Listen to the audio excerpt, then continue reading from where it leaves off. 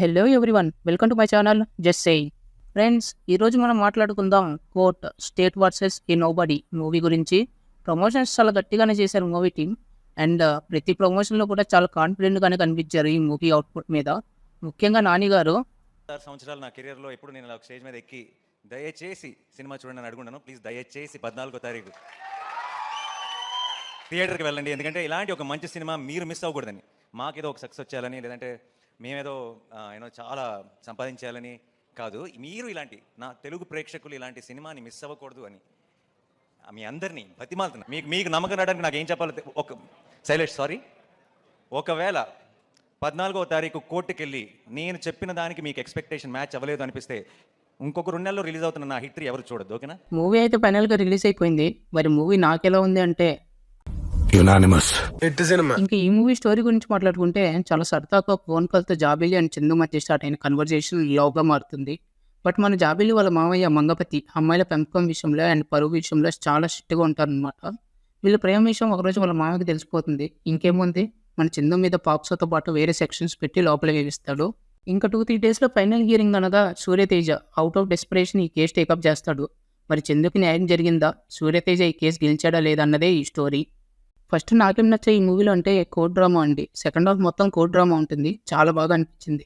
ఎందుకంటే తెలుగులో ఒక స్ట్రైట్ కోర్ట్ డ్రామా మూవీ వచ్చి చాలా డేస్ అవుతుంది, ఇయర్స్ అవుతుంది. నేను ఎప్పుడైనా వేరే లాంగ్వేజ్లో ఒక మంచి కోర్ట్ డ్రామా మూవీ చూసినప్పుడు మన డైరెక్టర్స్ అన్ని ట్రై చేస్తారు, కానీ అసలు ఈ సబ్జెక్ట్ ఎందుకు అసలు టచ్ చేయరు అని ఫీల్ అయ్యేవాడిని. ఎందుకంటే కోర్ట్ డ్రామాస్లో ఉండే ఆ మ్యాజిక్ టెన్షనే వేరు. అండ్ మనకు కూడా మన రైట్స్ తెలుస్తాయి. బట్ మన వాళ్ళు మాస్ మూవీస్ చేస్తారు, ఫిక్షనల్ మూవీస్ చేస్తారు, మైథాలజీ మూవీస్ చేస్తారు, కామెడీ మూవీస్ కూడా చేస్తారు. బట్ ఈ జానర్ ఉందనే మర్చిపోతారేమో. అప్పుడు వచ్చాడు టైం కథలో మన డైరెక్టర్ జగదీష్ తన ఫస్ట్ మూవీకే ఈ జానర్ని ఎంచుకోవటం చాలా బాగా అనిపించింది నాకు. ఇంకా యాక్టర్స్ విషయానికి వస్తే అందరూ చాలా బాగా యాక్ట్ చేశారు. ముఖ్యంగా శివాజీ గారు అండ్ ప్రియదర్శి గారు విచ్ స్టీల్ ద షో. ఆ 2 క్యారెక్టర్స్ చాలా కాంట్రాస్టింగ్ ఉంటాయి. శివాజీ గారిదేమో కోపదారి మనిషి టైప్లో ఉంటే ప్రియదర్శి గారిది సటిల్గా కామ్గా ఉంటుంది. బట్ ఆ క్యారెక్టర్స్లో వాళ్ళిద్దరు 100% ఇచ్చారని చెప్పాలి. చైల్డ్ యాక్టర్స్గా యాక్ట్ చేసిన రోషన్ అండ్ శ్రీదేవి చాలా బాగా యాక్ట్ చేశారు వాళ్ళు. అండ్ వీళ్ళు కాకుండా సపోర్టింగ్ రోల్స్లో యాక్ట్ చేసిన సాయి కుమార్ గారు, హర్షవర్ధన్ గారు, సురభి గారు, రోహిణి గారు, శుభలేఖ సుధాకర్ గారు కూడా వాళ్ళ క్యారెక్టర్స్లో చాలా బాగా యాక్ట్ చేశారు. మ్యూజిక్ డైరెక్టర్ విజయ్ చాలా బాగా ఇచ్చారు సాంగ్స్ అండ్ బీజం.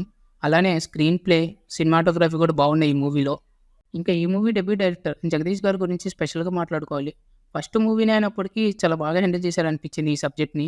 అంటే పాక్స్గా అనేది చాలా సెన్సిటివ్ టాపిక్, మనకి ఎక్కడ ఇబ్బందికరంగా లేకుండా చాలా బాగా డైరెక్ట్ చేశారు. అదీ కాక తను ఏం చెప్పాలనుకుంటున్నాడో దాన్ని చాలా బాగా కన్వే చేశారనిపించింది నాకు. మరి నాకేం నచ్చలేదు ఈ మూవీలో అంటే ఫస్ట్ హాఫ్లో వచ్చే లవ్ పోర్షన్ అండి. ఉండాల్సిన దానికన్నా ఎక్కువ డ్రాగ్ చేసినట్టు అనిపించింది. దానివల్ల కొంచెం ల్యాగ్ అనిపించింది నాకు. అండ్ సెకండ్ హాఫ్లో వచ్చే కోర్ట్ డ్రామా ఇది కూడా బాగుంటుంది, but should have been more engaging and gripping అనేది నా ఫీలింగ్.